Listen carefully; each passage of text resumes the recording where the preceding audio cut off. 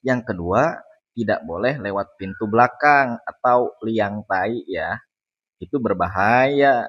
Nah, kalau lewat liang tai, para ulama mengharamkan, di semua madhab pun mengharamkan kawan. Bang, boleh gak kalau seorang suami minta ke istrinya dengan gaya yang aneh-aneh? Waduh, suami minta gaya apa tuh? Markibas.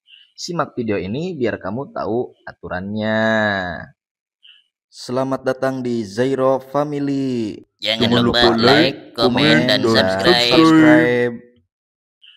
Assalamualaikum warahmatullahi wabarakatuh. Waalaikumsalam warahmatullahi wabarakatuh. Selamat datang di program fikih paling nyeleneh, yaitu membahas hubungan suami istri. Di sini kita bakal bahas hal-hal yang gengsi ditanyain ke Ustadz. Pertama, kita mulai dari topik yang bikin banyak orang pura-pura nggak pernah mikir. Apa tuh? Yaitu gaya-gaya nyeleneh dalam hubungan intim. Yang pasti hubungan yang halal ya. Ada pertanyaan, Bang, apakah boleh seorang suami minta istri dengan gaya yang aneh? Gaya apa tuh? Misalnya gaya ninja, gaya kuda lumping, gaya akrobatik, atau gaya bangkong luncat. Apakah boleh? Pertanyaannya bukan bisa atau enggak, tapi menurut fikihnya boleh apa tidak. Dalam kitab-kitabnya, para ulama menjelaskan beberapa poin. Yang pertama, selama lewat jalur yang benar, jalur mana tuh? Yaitu kubul atau vagina. Maka variasi gaya hukumnya boleh-boleh saja kawan. Yang kedua, mau dari depan atau dari belakang pun boleh kawan. Tidak masalah. Tidak bang, aku maunya dari arah belakang tapi tetap ke tempat depan. Wah, gimana tuh? Ya miring, duduk, berdiri. Wah, unik juga kayaknya ya. Ya, boleh-boleh saja. Pokoknya asal tidak menyakiti dan tidak ke tempat yang dilarang, boleh-boleh saja. Kenapa ulama bahas ini secara detail? Karena hak suami dan hak istri dalam hubungan itu termasuk ibadah, kawan. Oleh sebab itu, suami dan istri harus saling membahagiakan, kawan.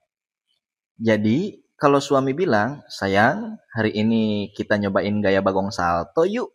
Istri boleh jawab tuh, enggak deh bang, yang salto abangnya aja ya. Aku ikut diam di bawah aja.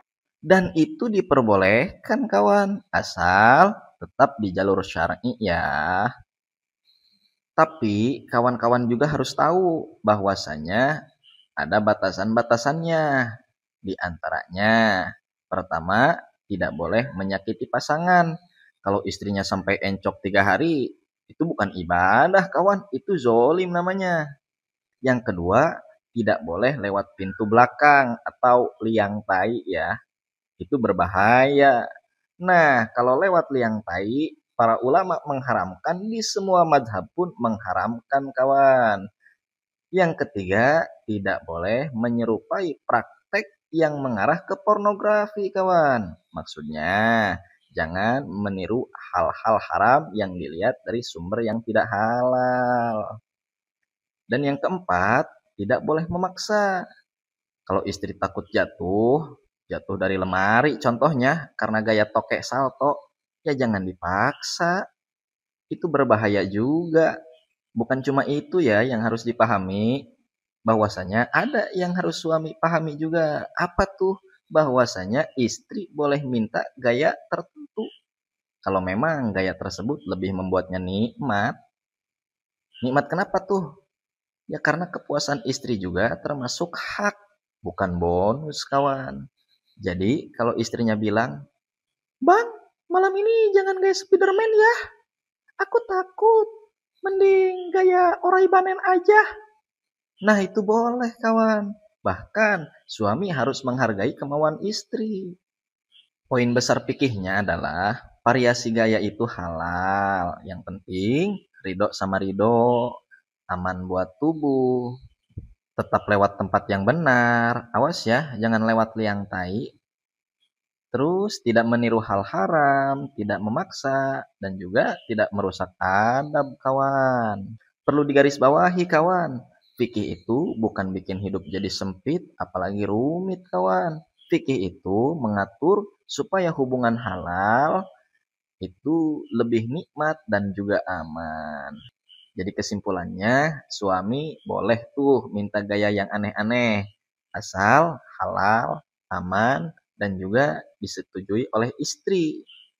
Besok kita bahas episode kedua.